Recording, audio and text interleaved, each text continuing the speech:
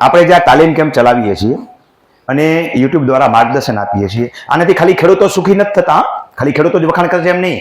જે ઓફિસમાં હું જાઉં ત્યાં ઓફિસના કર્મચારીઓ પ્રથમ વખત હમણાં જામનગર હમણાં જવાનું થયું, તંતી સાહેબ ઊભા થઈ જાઓ, આમની સાથે હમણાં જામનગર ડીએલઆરમાં ગયો.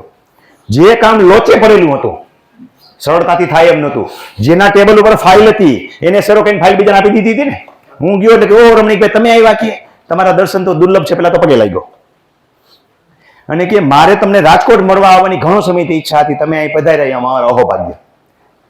એટલો આનંદિત થઈ ગયો. પછી મેં કીધું આ એક કેસના સંદર્ભમાં છે. મને કે ફાઇલ તો મોકલાવી દીધી, લાવ કાઢી આવું કે જઈને ઓલા પાસે ફાઇલ કાઢી આવ્યો. ફાઇલ કાઢી આવીને કે આલ્યો રમણીકભાઈ, એ કામ કરતા પહેલા બધાને ઓળખાણ કરાવી કે આપણે રમણીકભાઈના વિડીયો જોઈ છે ને રમણીકભાઈ પોતે આવ્યા છે. પછી મેં કીધું તમે તો કામ કરો, બહાર બેઠો છો, એના સાહેબ પાસે ગયો ડીએલઆર પાસે. ડીએલઆર ક્યાં તો ફાઇલ આપણે રવાના કરી દીધી, મોકલી દીધી કે રમણીકભાઈ આવ્યા છે. તો એ ઓળખતા હતા ડીએલઆર સાહેબ, એ કે લેતા આવો અંદર. એ આવ્યા ને એને કીધું રમણીકભાઈ તમે બહુ સારું કામ કરો છો કે જે ખેડૂતોને અમે નથી સમજાવી શકતા અને અમારું તો માનતા જ નથી, તો તમારું કાંઈક તો માને છે ને એના કારણે અમારા કામ સરળ થાય છે. પછી ઓલો સર્વેયર આવ્યો, સર્વેયરે શું કીધું એ કે હું ક્યાંય પણ જાઉં ને એટલે પેલા વિડીયો લિંક કાઢી, તારો મોબાઈલ નંબર બોલ, મોબાઈલ નંબર લિંક નાખી દઉં, જા રમણીકભાઈ પેલા સાંભળી લેતું. તો કે અમારા કામ સરળ થાય. હા હકીકતની વાત કરી, હજી કેટલા દિવસ થયા? 15 દિવસ રિસેન્ટલી થયા છે. અને એટલું જ નહીં, ઓલો જે બીજો લોચાવાળો હતો ને જે આડા પગ કરતો હતો ને, એની તો આડા પગ કરવાની બહુ જાજી ઓલી હતી ઈચ્છા. અને આને ખબર છે કે આડા પગ કરવાળા કેવા હોય. આ જાડીઓ ક્યાં ગયો પિક્ચરમાં આવે, ક્લાસ 1 અધિકારી સામેનો જ આડા પગ એવા કરતો હતો કે વાત જવા દો તો એ ઓળખાણ ન કાઢવાની આપણે કે હું શું છું.